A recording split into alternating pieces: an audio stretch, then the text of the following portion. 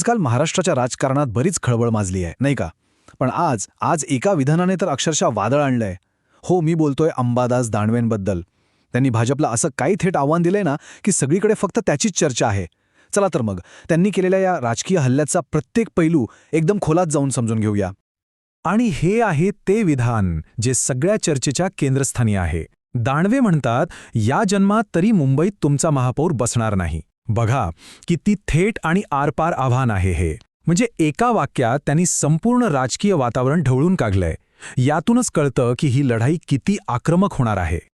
पण मग प्रश्न हा आहे की दानवे अचानक इतके आक्रमक का झाले असतील? म्हणजे त्यांच्या या भूमिकेमागे नेमकं काय कारण आहे? चला, त्यांच्या टीकेचा एक एक मुद्दा आपण जरा बारकाईने पाहूया. सगळ्यात पहिला आणि सगळ्यात मोठा मुद्दा तो म्हणजे मुंबईचं महापौरपद.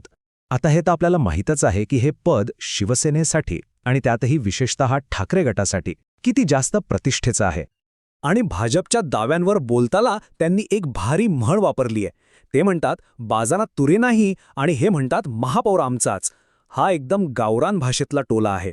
याचा सरळ सरळ अर्थ काय की तुमच्याकडे ना संख्याबळ आहे ना काही तयारी, तरीही तुम्ही महापौर पदाच्या गप्पा मारताय.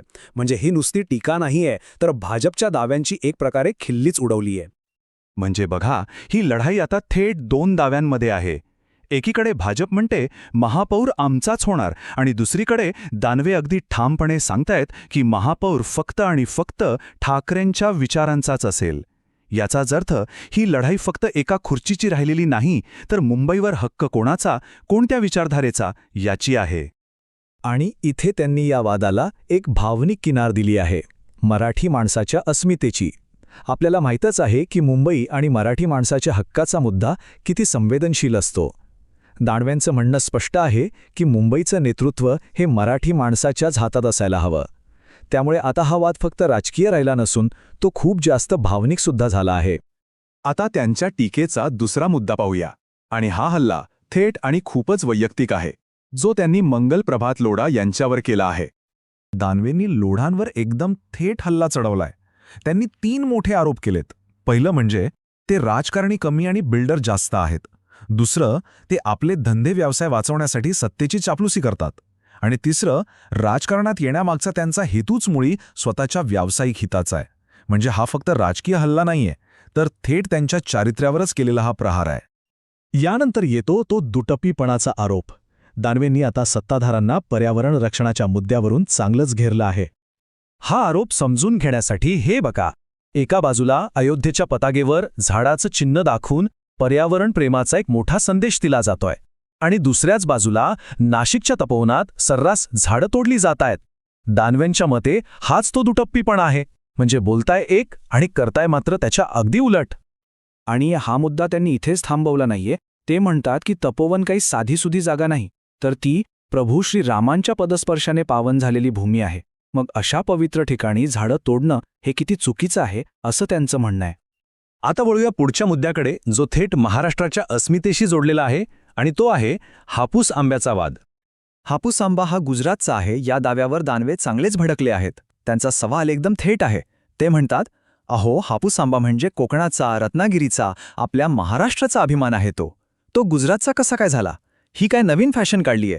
यातून त्यांची प्रादेशिक अस्मितेची भावना किती तीव्र आहे हे स्पष्ट दिसतंय. आणि आता हा वाद फक्त एका आंब्यापुरता राहिला नाहीये. यातून एक मोठं राजकीय चित्र उभं केलं जात आहे. ते म्हणजे महाराष्ट्र विरुद्ध गुजरात. महाराष्ट्राच्या हक्काच्या गोष्टी, आपली अस्मिता दुसऱ्या राज्याला दिली जातेय, असा एक थेट आरोप यामधनं केला जातोय. आता दानवेंच्या टीकेचा शेवटचा मुद्दा तो आहे शासकीय कार्यक्रमांमधल्या शिष्टाचार भंगाचा. दानवेंचा हा शेवटचा हल्ला प्रशासकीय शिष्टाचारावर आहे.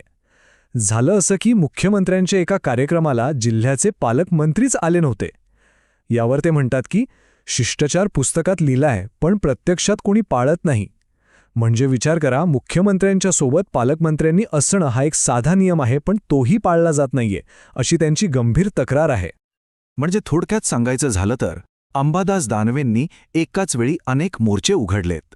मुंबईचं महापौरपद, लोढांवर थेट वैयक्तिक टीका, पर्यावरणाच्या नावावरचा दुटप्पीपणा, हापूस आंब्यावरून अस्मितेचा मुद्दा आणि शासकीय शिष्टाचार.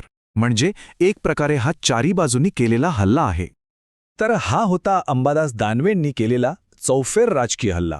मुंबईच्या महापौर पदापासून ते थेट हापूस आंब्यापर्यंत त्यांनी एकाच वेळी अनेक संवेदनशील मुद्द्यांना हात घातला आहे. पण आता प्रश्न हा आहे की या सगळ्या आरोपांमध्ये कोणता मुद्दा भाजपसाठी सर्वात जास्त डोकेदुखी ठरू शकतो आणि त्यांच्या या आक्रमक भूमिकेमुळे महाराष्ट्राच्या राजकारणाला पुढे कोणतं नवं वळण मिळणार आहे यावर विचार करायलाच हवा.